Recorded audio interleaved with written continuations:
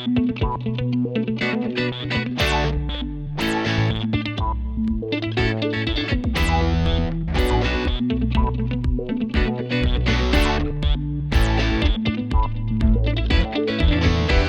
here at Nelson Lakes National Park and we're hiking Mount Robert, and there's supposed to be some really nice views.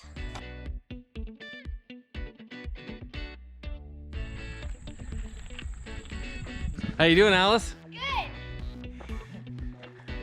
We made it up to the top of Mount Robert. It was a pretty good climb getting up here, but the day is just perfect for hiking. A nice cool breeze and lots of sunshine. Just gorgeous views up here.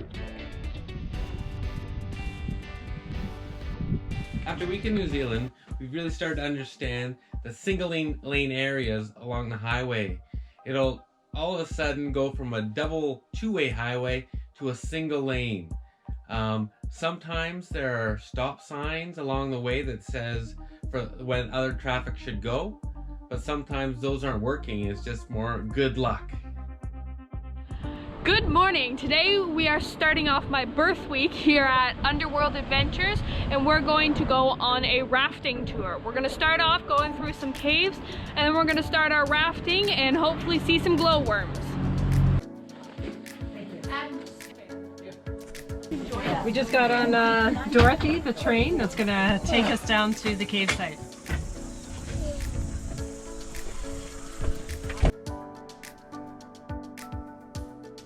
After we got off the train, we had a little walk through the jungle where we picked up our inner tubes for our river ride.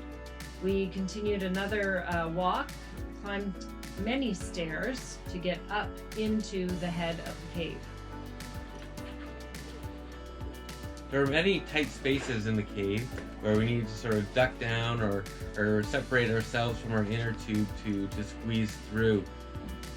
In quite a few spots, we were extremely happy to have our thick wetsuits on because it was very, very cold. We saw lots of stalactites and stalagmites. I know the difference because stalagmites are like mountains and stalactites are the ones that grow from the top. Eventually, the stalagmites and stalactites will grow together, and these form columns. Some of these formations even appeared like waves or sails. We followed the cave for quite some way, and then eventually made it to the water. It was in this area where we first got a glimpse of the glowworms. These glowworms are about 1.5 inches long, hanging from the ceiling of the caves. Around them or dangle almost like a spider web. They use this web to catch their food, and they use the glowingness to attract the flies up towards their web. The next part of our journey was floating through the caves full of glowworms on our rafts.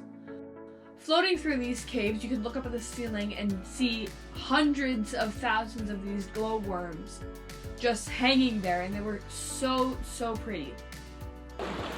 How was it? That was awesome. That So was cool. way better than any Disney ride. After our journey in the cave, the adventure continued, rafting in the river. Way you go, girls! All right, we'll see you on the other side. Good luck. The river began as a very slow and gentle, lazy river. How was it, Ann? Good. Feeling lazy? A little lazy, but I'm told there's rapids up ahead. But quickly turned more into some rapids, which gave us quite the ride.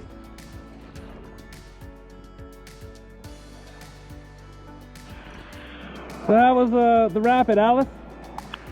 Really fun and splashy. So here we are at the end of our river raft ride and glowworm tour. And so what was the consensus there, friends? It was a really good experience. There was just so much to this activity, from a train ride to a hike through the jungle and all through the caves. and then the glowworms, which was a real highlight, and then making our way. Happy birthday, hon.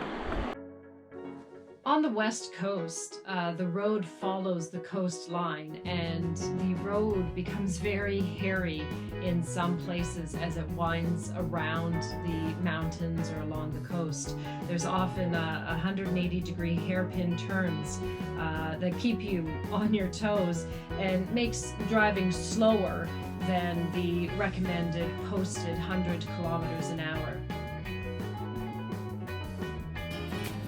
Today I am celebrating my birthday once again here, and I've decided to make a knife. So we are here with Stephen and a group of other people and are working on making our own knives today. Our first part of the day was spent at the forge. We were each given a piece of steel that we were to put in the fire to heat it up before we started banging it on our anvils to start making our knife shape. After we did this and let it cool for a bit, we went over to our leader, Stephen, for some quality control work. We then heated it up one more time and cooled it in the water. The heating and cooling process of the blade is what really makes the blade harder. Our next step was to saw off the long end of the blade that we were not going to use. My next job was to start shining up the center of the blade and then to attach the brass center on it. I then went over and cut my own pieces of wood, which were formed into the handle. After assembling our knives, we then sanded it for a bit more before having our lunch break. On our break, we got to try some really cool activities. Just a small swing! One of the activities that our day included was a really big swing. The way this worked is that we would sit on the swing and there would be 5 or 6 people on the back end of the swing pulling a rope which pulled us up into the air before doing our big swing. What was also really cool is we got to try out some axe throwing and throwing some throwing stars. I wasn't the best at doing the axe throwing, but I really got the hang of the throwing stars. By now, it was time to get back to work, so we started sanding again to shine up our blades. From here, we did some more shaping of the handle and steel and shining up the wood. At the end of the day, we finished off our knives by adding some stain and polishing the wood with wax. After a big day of hard work, we have finally finished our knives, and I think it's safe to say that we're all pretty happy with the way they turned out. Happy birthday, dear Lucy. That night we went out for my birthday dinner and we went to a small restaurant in Barrytown for fish and chips.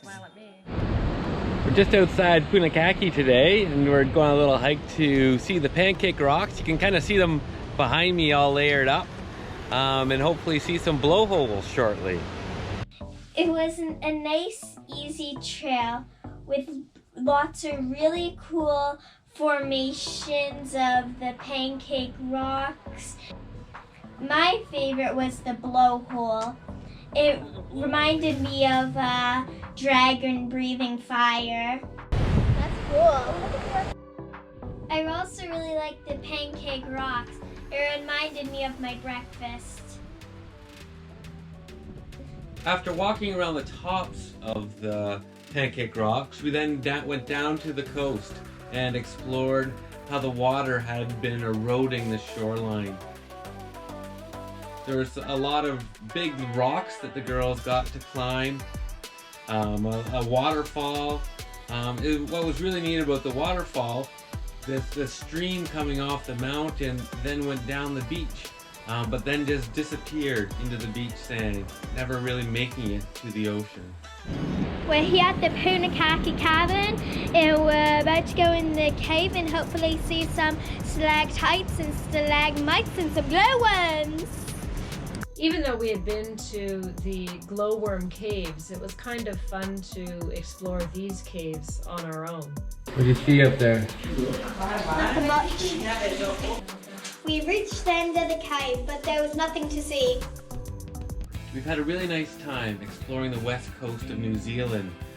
Next week we'll be continuing heading south to experience some of New Zealand's extreme adventures.